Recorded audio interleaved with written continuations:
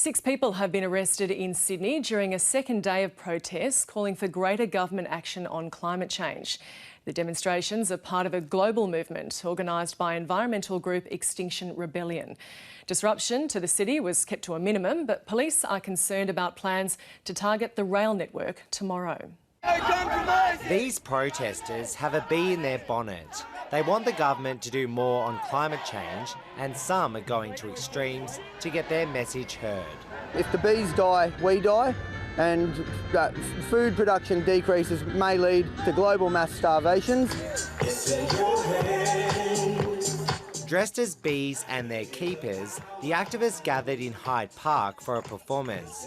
They say this is what could happen to a vital species if climate change isn't addressed. And we feel it because we lived on the land for thousands and thousands of years, and as we see our waterways now are starting to disappear, our animals and all that are coming extinct, so our survival on this planet will look very dim. The march didn't get very far before riot police made their presence known. The oceans are rising! No compromising! 6 people were arrested for obstructing traffic. This is how it has to go down. We respect their right to protest, they just need to do it safely.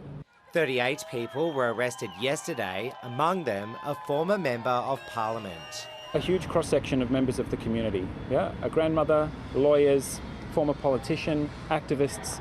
The thing that we have in common is that we care very deeply about the disastrous impacts that are bearing down on us. Today, demonstrations made their way to Town Hall. If we don't act now, it's going to be too late.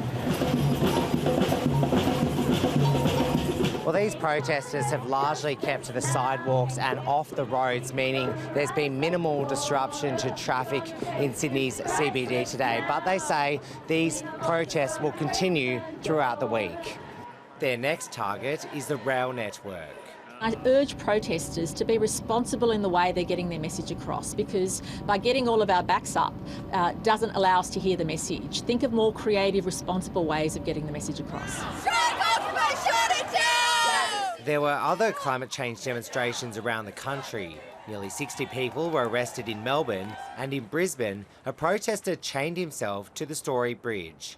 Reddie ABC News, Sydney.